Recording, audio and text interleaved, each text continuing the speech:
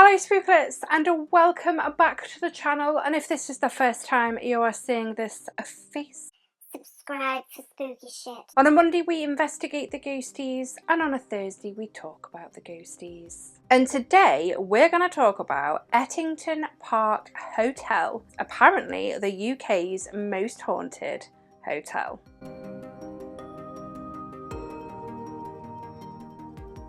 Before we get on to the hauntings though, Spooklets, we're going to talk about the history, because where there's history there could very well be a haunting. So Ettington Park Hotel is a neo-Gothic, spectacular neo-Gothic mansion, so it states, and was owned for many years by one of the Warwickshire's most oldest families, the Shirleys. Their lineage can be traced back over 1,000 years. But there is also archaeological evidence of human habitation within the area of at least 2,000 years. It is very possible that a Roman villa once stood in this spot. Since this time though, Ettington Park Hotel has had a lot of transitions. The Shirley's Manor was demolished and rebuilt in 1935. The mansion became a nursing home and was also used as a camp for prisoners of war during World War II. It was also a club for a brief amount of time. Unfortunately, in 1979, a fire broke out, and for 3 years it was just left to rot. It deteriorated very badly. But in 1983, the mansion was restored and returned to its old glory and turned into Ettington Park Hotel. So the former owners, the Shirley family, still regularly visit their former abode and continue to maintain ownership of the land in surrounding areas. So Ettington Park Hotel has had a long reputation of being haunted, the most haunted hotel in the UK. That just wouldn't come out right then. So guests have reputedly seen an old lady in Victorian clothing walking along the conservatory entrance. People have also reported seeing a man with a dog in the library, but just vanishes mysteriously. Staff members have even had their own experiences, experiencing hearing disembodied voices and seeing various spectres. So when the staff start seeing shit, that's when we listen, okay? The most popular and most cited ghost though within Ettington Park Hotel is that of a lady in a white gown. She's been seen apparently going through the hotel corridors at night but disappearing into the walls.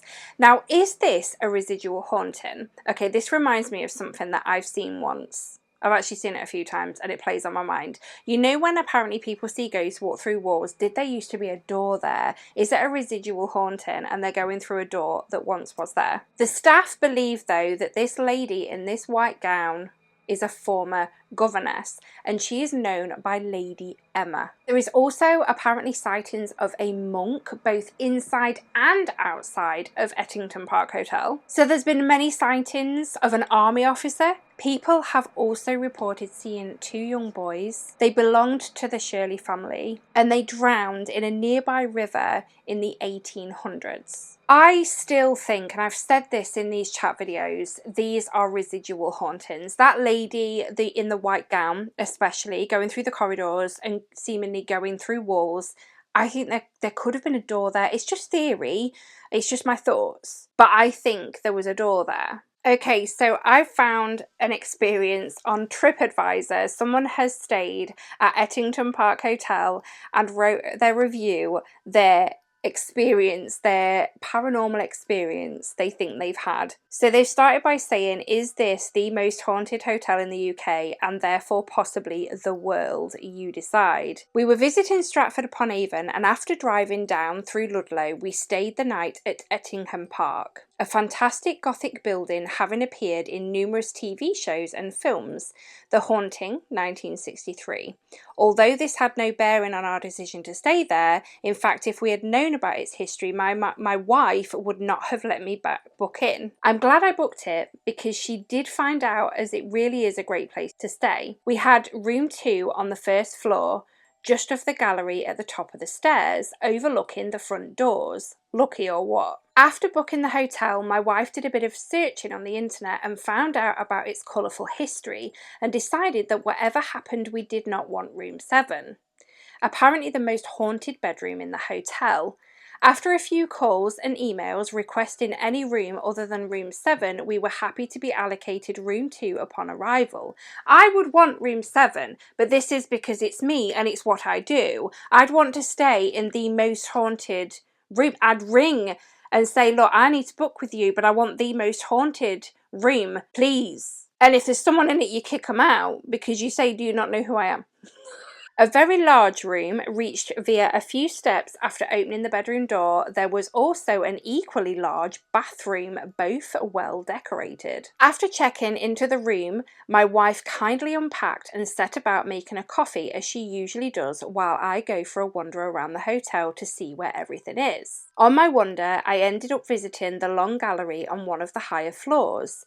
It looked as if it was mainly used for functions or large groups for private dining. It was empty and looked as if it had recently been used and was waiting to be reset up for the next function. As I turned away from the room to go back down a few sets, I felt something, or maybe someone, over my left shoulder and a sudden cold sensation. At the time, I thought nothing of it and returned to our room and had a coffee. Whilst chatting and drinking my coffee, I read an in-house newsletter explaining about the Ettingham's history. I read, the corridor outside the long gallery, there is a pronounced brooding atmosphere connected with the ghost of John Pritchard, the architect who designed Ettingham Park. I never did believe in ghosts, but this sent a chill down my spine, and now I'm not so sure. The hotel is a great place to stay, and the staff, as in all of the hand-picked hotels, very friendly and helpful. The food, both dinner and breakfast, were good and plentiful, but if I'm honest, the service at breakfast and dinner not as good as some of the hand-picked hotels. Oh dear. So only a 3 for food and service. Okay, so they go on about... Yeah, you can look up if you want to stay there. So it feels like they had a strange experience, and then obviously when reading up, they took note of the strange experience because there's supposed to be a haunting there. It's so cool that they wrote this on TripAdvisor. Okay, I can't actually find anyone else's reviews. Has anybody stayed in Ettington Park Hotel? I really want to know some more reviews on the place, haunted reviews, and kind of some reviews.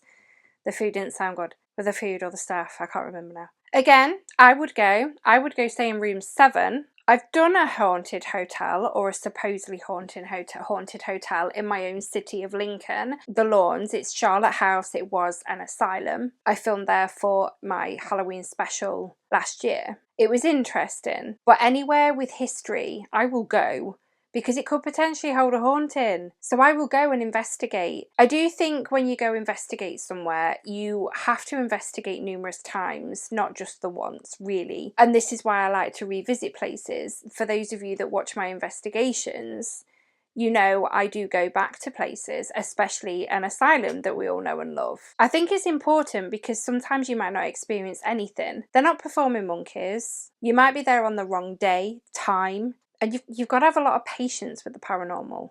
You could go to the most haunted house in the entire world and nothing happen for you. And it could be because you're at the wrong place or the wrong time. No, on the wrong night or the wrong time. I do think this one's been really, really interesting though.